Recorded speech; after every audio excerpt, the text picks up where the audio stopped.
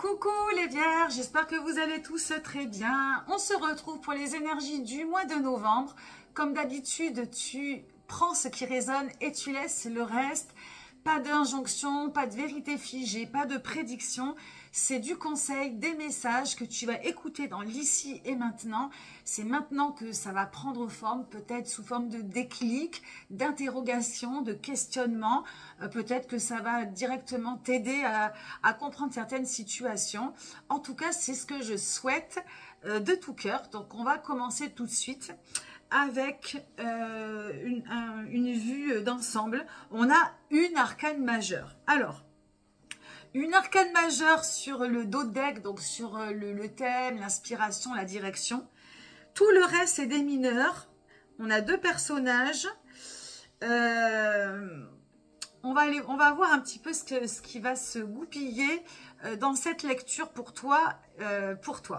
Alors, on va commencer par donc, cette fameuse arcane majeure, le pendu. Alors, c'est une arcane majeure d'immobilité, de pause. Alors, je rappelle, cette carte, elle représente ou le thème. Alors, attends, parce que c'est pas très droit. Ou le thème, ou l'inspiration, donc une énergie qui va peut-être t'aider à t'inspirer, à trouver des solutions, ou bien une direction vers laquelle tu peux aller pour ce mois de novembre. Le pendu, c'est l'immobilité, la pause, le repos. Voilà, ça vient dire que s'il y a des décisions à prendre, vaut mieux repousser à plus tard. Alors, c'est pas le roi de la procrastination, mais en tout cas, ça nous invite à voir les choses sous un autre angle. Le personnage, il se met à l'envers. Voyez, tu vois, il a le pied attaché à un socle. Quand tu regardes, il est pas si tendu que ça. Il est pas mal. Mais momentanément, il se met comme ça pour pouvoir voir les choses sous un autre angle. Alors, je te dis pas de faire la même chose parce que tu risques par contre, toi, de pas être très bien. Mais pour ce mois de novembre, encore une fois, voilà, c'est un moment où il faut peut-être pas se précipiter, ou il faut peut-être voir les choses d'une autre manière que ce que tu as l'habitude de voir. Hein, c'est vraiment de nouvelles perspectives. Ça peut être aussi un moment pour te reposer, un moment pour toi, pour lâcher un peu des choses, pour poser les bagages, pour ne pas projeter, pour se reposer.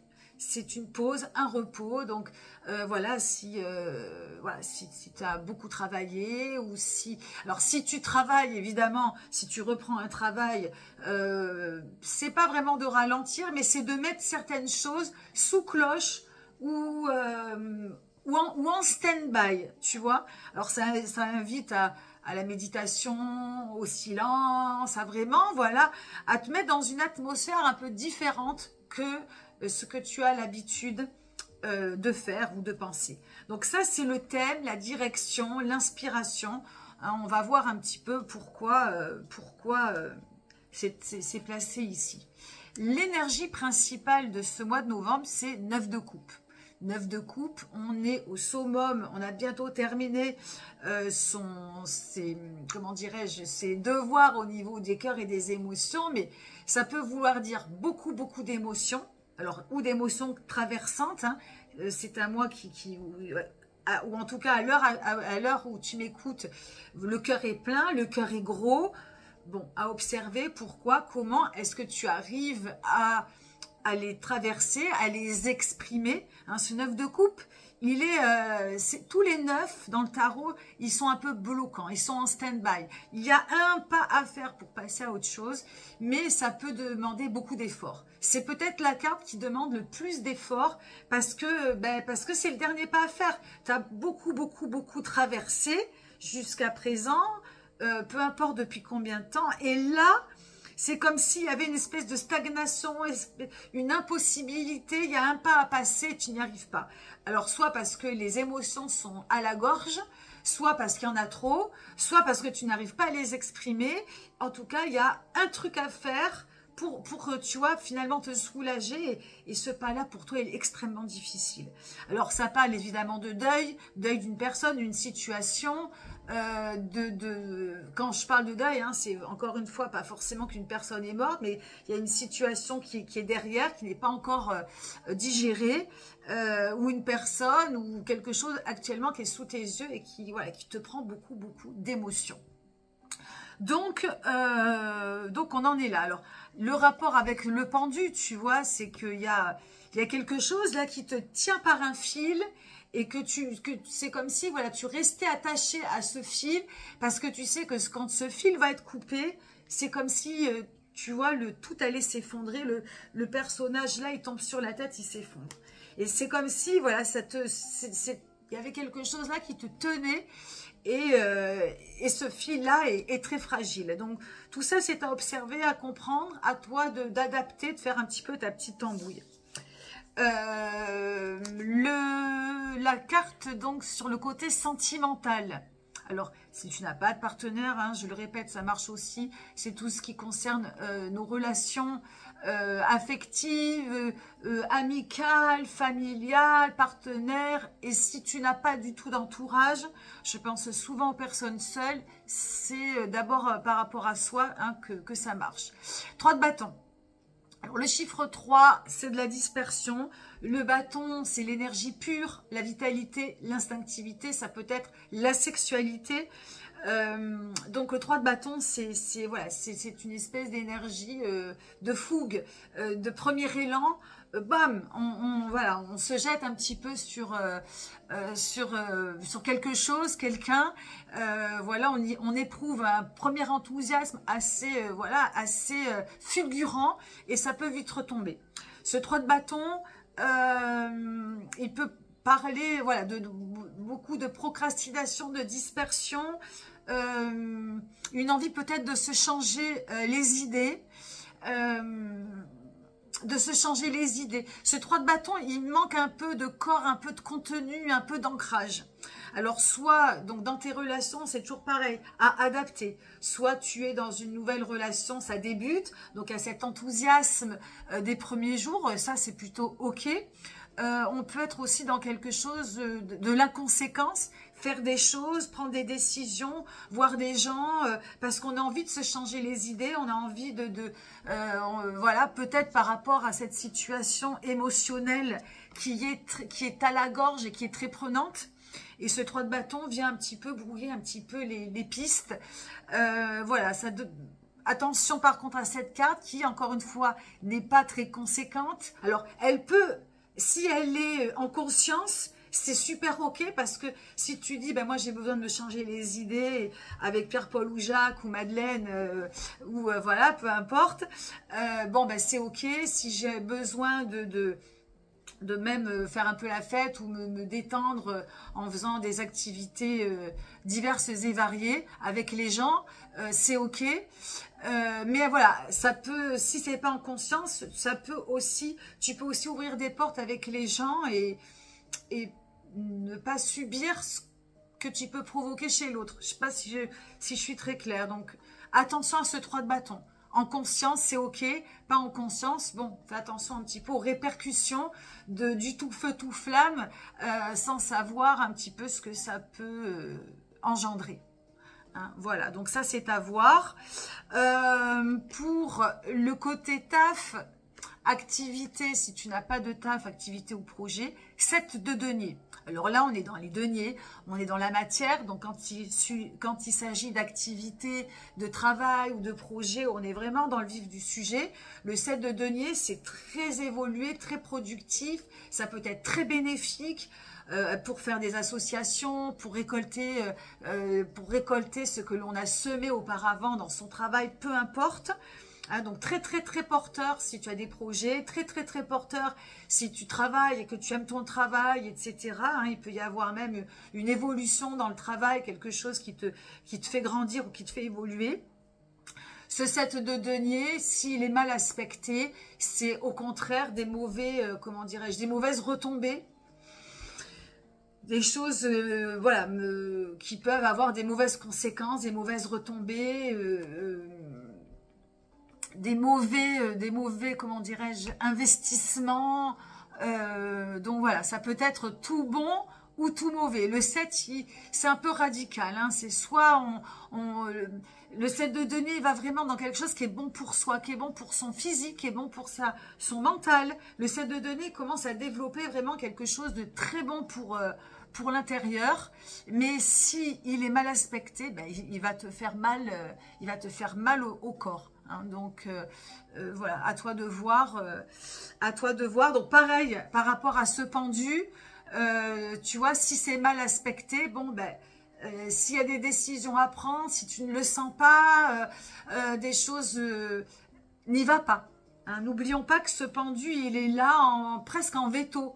Tu vois, bon ben si ne prends pas de risques. Alors après, je vais pas te faire n'importe quoi. Hein, si tu es superstitieux, hein, tu n'es pas obligé d'écouter au mot la guidance. Mais si t'es pas sûr, s'il y a une manière peut-être de réfléchir ou de voir les choses différemment, fais-le. Et si tu peux attendre avant de prendre une décision, fais-le aussi. Hein, après, si tu le sens, tu es sûr de toi, mais ce 7 de denier peut être en rapport avec cette carte aussi. Hein. Et tout comme ce 3 de bâton. Hein. Il y a un enjeu, je vais pas voir les mots, un enjeu au niveau des conséquences, risques et conséquences, qui est là sur le mois novembre ou le début novembre. Donc voilà, encore une fois, attention à... Voilà, je pense que vraiment, là, ici, c'est de vraiment voir les choses sous un autre angle ou d'attendre si possible. Alors ensuite, on continue pour le côté santé. Santé spirituelle, psychique, avec incidence sur le physique. Enfin, je considère que notre mental notre psychisme peut avoir une influence sur le physique. Donc, santé globale. Roi de denier. Le roi de denier, ici, c'est quelqu'un qui prend soin de lui. C'est quelqu'un qui assure une certaine sécurité, une certaine stabilité, un certain ancrage. Là, on est dans la matière. On est vraiment dans... Je prends vraiment ma vie, je prends vraiment mon corps, je prends vraiment les choses en main. Donc ça, c'est une carte qui est très positive sur ta lecture. Encore une fois, alors... C'est où tu le fais déjà, tu en as conscience et tu le fais, et auquel cas c'est très bon, parce que ça va être bon pour cette carte, pour ses émotions. C'est vraiment le roi denier, il regarde, il a son corps, il a toute sa carapace, toute sa corporalité entre les mains. Il ne recule pas, il ne se défile pas, il regarde les choses en face, il peut aussi regarder les choses ici sous un autre angle. Hein. Le roi de denier, il peut être ouvert aux médecines, aux guérisons alternatives.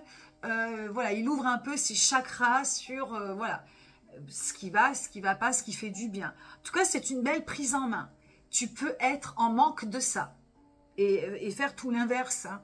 Donc, bon, moi, je parle toujours des personnages plutôt de manière positive, mais si cette carte est là, elle peut aussi te dire, bah, tiens, c'est le moment de prendre ta santé et les choses en main. Dans la matière, on ne recule pas et voilà, on ne se dérobe pas. On peut voir les choses sous un autre angle, mais en tout cas, on prend sa santé en considération au sérieux.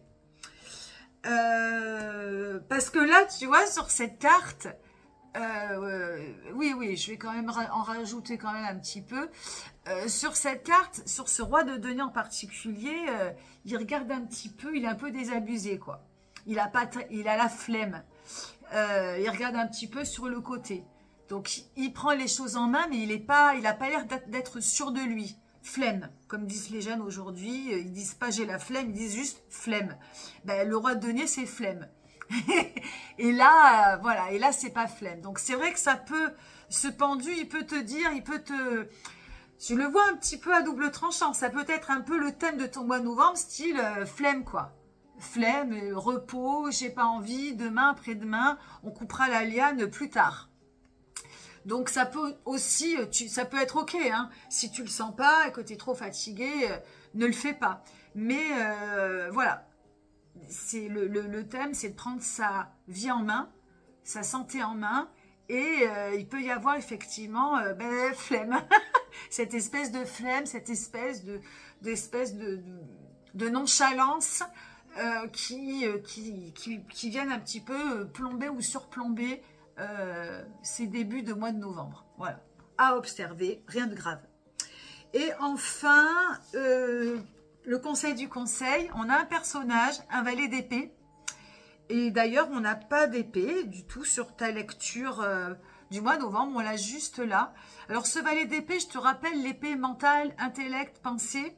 Et le valet, c'est un peu l'adolescent, le débutant. Il n'est pas sûr, il hésite. Alors pourquoi cette carte, elle est placée au niveau du conseil? Je pense que alors il y a beaucoup de choses qui se passent au niveau des émotions. Et je pense qu'il vient vraiment, parce qu'on ne l'oublie pas cette carte, pour moi elle est très importante. Elle vient, je pense, alors elle peut parler j'ai pas parlé, hein, ça peut parler de solitude, ça peut parler de déprime, ça peut parler de choses aussi très très fortes, mais qui peuvent être refoulées. Ce valet d'épée, il te dit, laisse couler. Il vient un petit peu juxtaposer, ajouter plutôt de l'énergie au pendu, en disant, bon, te prends pas la tête. Ce mois de novembre, te prends pas la tête, fluide, ne t'attache pas à des choses trop sérieuses, ne développe pas trop, projette pas trop, machine pas trop. Pour moi, ce valet d'épée, il vient mettre un petit peu de jovialité, de légèreté et fluidité, allez, on va dire fluidité, mais surtout de la légèreté. De pas, tu vois, ça va aussi un petit peu avec l'énergie du 3 de bâton, de penser sans conséquence, de pas aller plus loin que ce qui se passe actuellement, et ce qui se passe actuellement, même si si c'est grave, etc., comment dirais-je, de pas trop mouliner, de rester en surface, de rester léger, le cœur léger et la tête légère. Et voilà, et s'il y a des émotions à lâcher, je pense que c'est vraiment plus, le but là, c'est voilà, d'être transparent au niveau des émotions. Là, c'est ce 9 de coupe, il doit pouvoir passer à l'étape suivante. Si tu as besoin de pleurer, si tu as besoin d'évacuer, si tu as besoin voilà, il faut vraiment être à l'écoute, je pense, plus du cœur. Voilà ce que je peux dire, hein. C'est assez subtil, ce pendu, il a plusieurs sens. Vraiment, c'est à toi de faire un petit peu ta petite tambouille. Voilà les vierges, ce que je peux dire sur votre lecture. Si cette lecture t'a plu, ben, n'hésite pas à liker, à me laisser un petit message si t'es inspiré. En tout cas, merci de m'avoir écouté. Joli mois de novembre à tous et à toutes. Et je vous dis à très bientôt. Bye bye.